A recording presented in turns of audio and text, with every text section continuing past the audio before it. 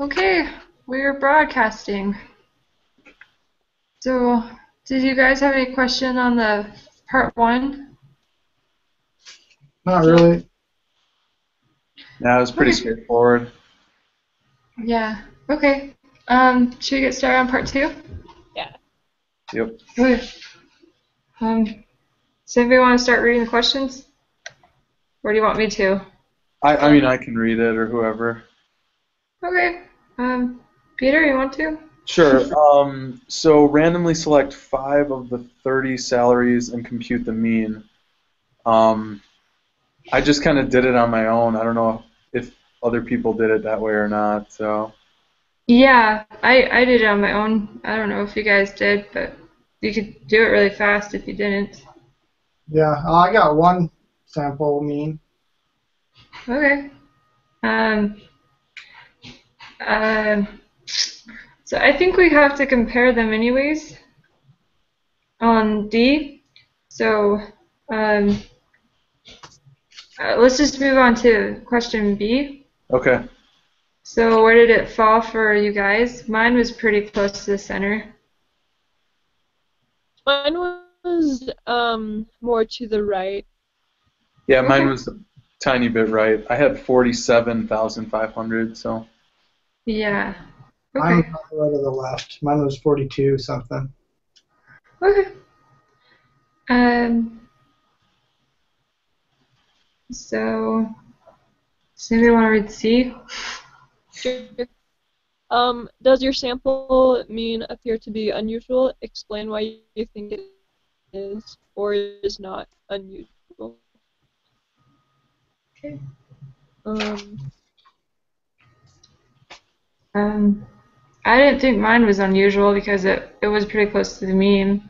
It was 47,000, so I yeah, figured. same here. That's how I felt about mine. It was like I didn't have any too high or too low numbers, so it's going to be pretty much in the middle. So Yeah.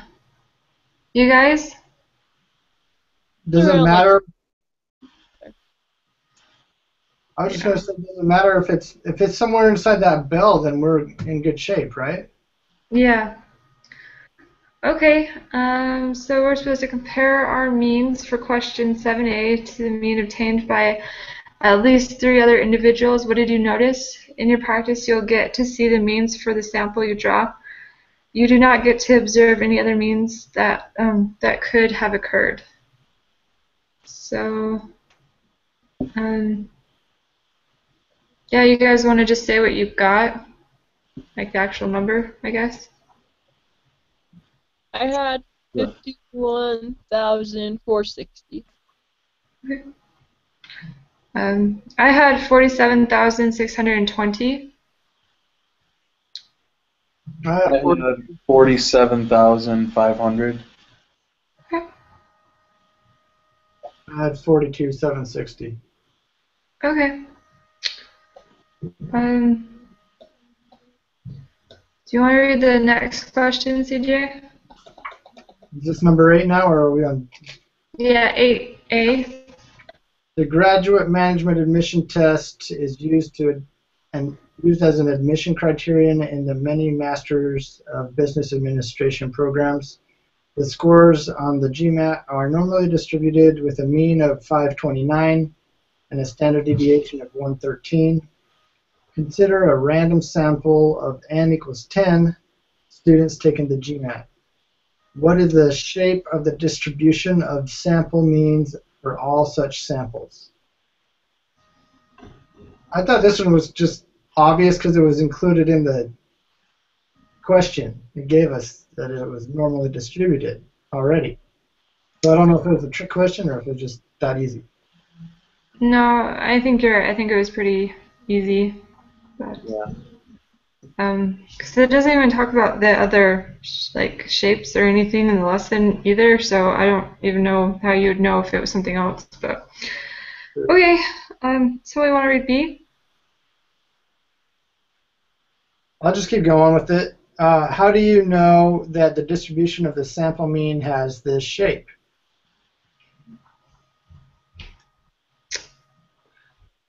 Well, Because it's normal, right? Just it's the same answer as the first part to me. Yeah. It's Yeah, because the parent sample is normal. Yeah. Or the parent population, I mean, sorry. Okay, Okay. alright, let's go on C. What is the mean of the sampling distribution of a sample mean scores for all such samples? And it's going to be 529, just like it told us. I don't know why I don't know what this is leading into because it seems too obvious. I don't know. There should be more to it, I think. Okay. Should we move on? Yeah, the standard deviation of the sampling distribution of sample mean scores for all such samples is 113. Am I missing something here? Because those are questions that were those answers are in the question. No, D is actually a little different. I don't know if you checked the answers, but this is a different standard deviation. It's the standard deviation for the sample, not for the parent population. So you would take 113 and divide it by the square root of 10, and it would be 35.734. Is that what you guys got, Krista and Peter? Yeah, I got Yep. 5.736, but I just didn't carry my decimals too much. Yeah, yeah. Yeah, I thought the way that they wrote the question was super confusing though. It's just, yeah. Anyways, So that's the part of the question that you actually need to do a calculation with. yeah. Yeah. Okay. Are we good? Anybody have any questions? I think you cleared that one up for me, so that helps. Okay. Shall we start on the group meeting part? Yeah.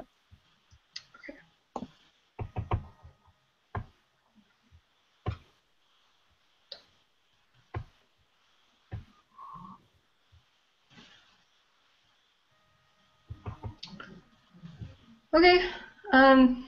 Is everybody ready to start going? Yeah. Okay. I can use okay. Samples of n when n equals 5. What was the shape of the distribution of means histogram when the parent population is right skewed?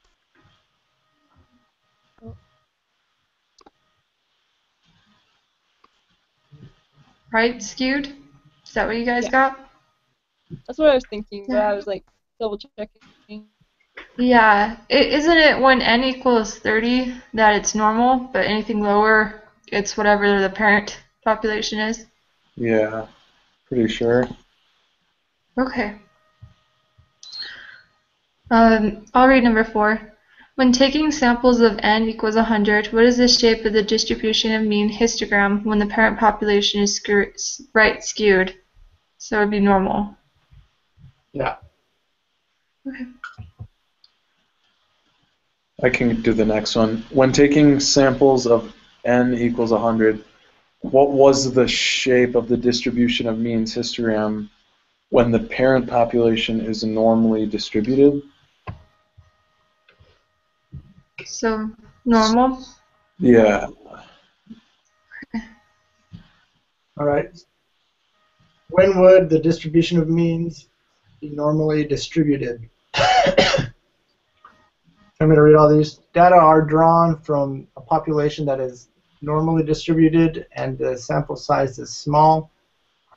Data is drawn from a population that is normally distributed and the sample size is large. Data are drawn from a population that is right skewed and the sample size is small. Data are drawn from a population that is right skewed and the sample size is large.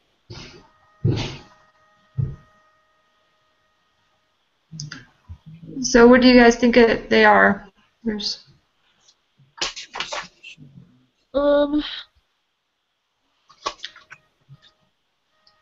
I'm thinking all except for the third one. Yeah, that doesn't seem to make sense. What? I'm sorry, I didn't catch that. The third one doesn't seem to make as much sense as the others, I guess I would say.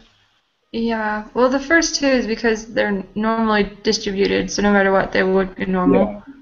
The third one, it's right skewed and the sample size is small, so it can't. But the last one is right skewed, but the sample size is large, so I assume it's large enough that it would fix it, right? Yeah. So all of them except the third. Yeah. Okay.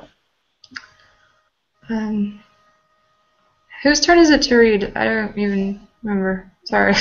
No, you're good. So, which of the following gives the best explanation of the central limit theorem? Oh, this is A, a good question.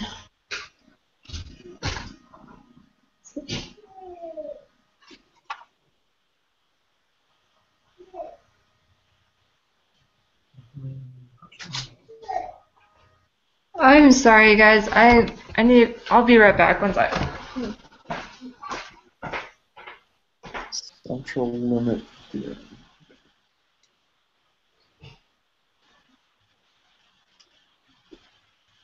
so I'm thinking.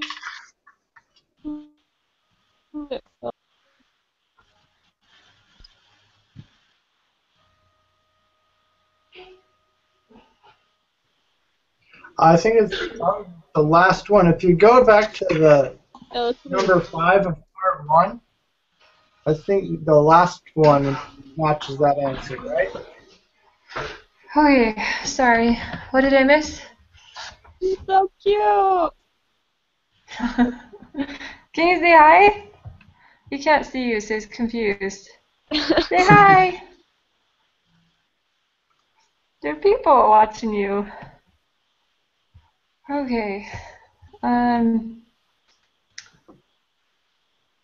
was just saying, I think it's the last answer because it sounds a lot like the number 5 of part 1, where it says the central limit theorem states that if the sample size is large, the sample mean will be approximately normally distributed. And the bottom one says if the sample size is large, the shape of the sampling distribution of the sample mean will be approximately normal. I think you are right.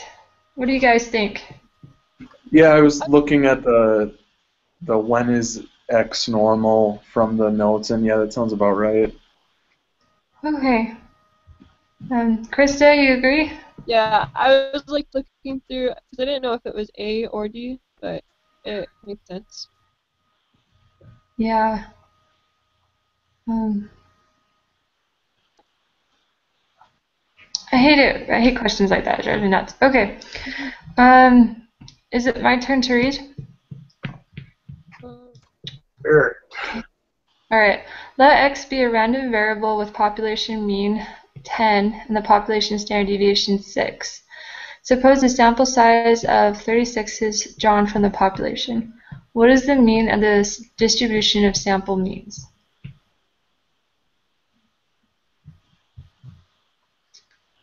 Is it 10? Right? Yeah, I'm pretty sure. I think it is. I'm not sure. Because doesn't the mean stay the same? Yeah.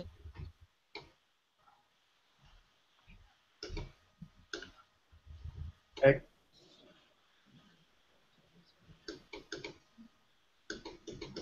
Yeah, yes, it does.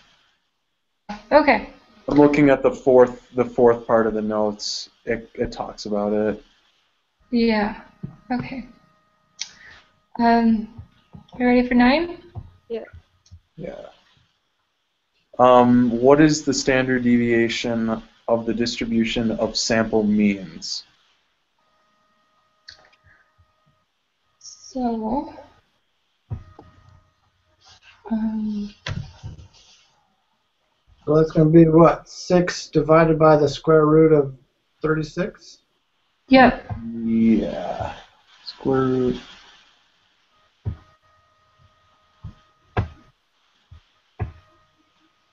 So 1. Yeah, that's what I got too. which makes me nervous because there's 3 decimal places. So 0.000. There you go. I know, but I like to. I don't know.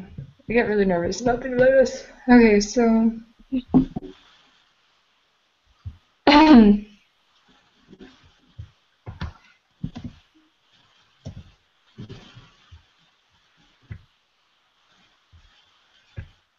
Did you guys see the email where the instructor was saying that we can get the answers to these quizzes sometime later? Or, is that right? Email or a message she sent that we could see, because you know right now we're going to push submit and it'll say what's right and what's wrong, but we don't get the right answers if we got any wrong ones. Yeah. I thought there was something she sent out that said that we could get our hands on the right answers. I just thought the same thing. I haven't looked through my email lately, so. 3 decimal places. Yeah, I got 1 again, so I don't know. What did you guys get? I got 1. Yeah, it's 1. I mean, 6 divided by 6 is 1. Okay. All right. Should I move to 10? Okay, I'll read it. Regardless of the distribution of the population, if the sample size is large and is greater than 30, what would be the shape distribution of the distribution of the sample mean? Normal, right, left, or bimodal? So normal? Normal. Yeah. And then 11's the hard question. What theorem would justify your response to question 10?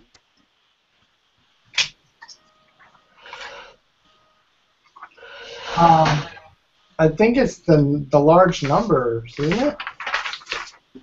What's my other part of it?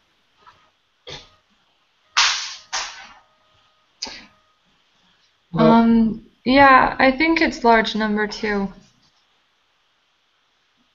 Well, actually, the larger number one talks more about standard deviations, right? All the standard deviations come close together. Yeah.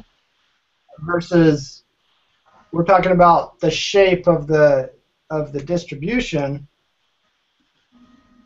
I don't know. Maybe that's more of a central limit thing. Okay, so the central limit theorem states that if the sample size is large, that x bar will be approximately normal. And then large number states that the sample mean x bar will be close to mean. I think the central limit theorem talks more about the shape than, and the large numbers talks more about the actual mean. Yeah, I think you're right, but I'm not sure. What do you guys think?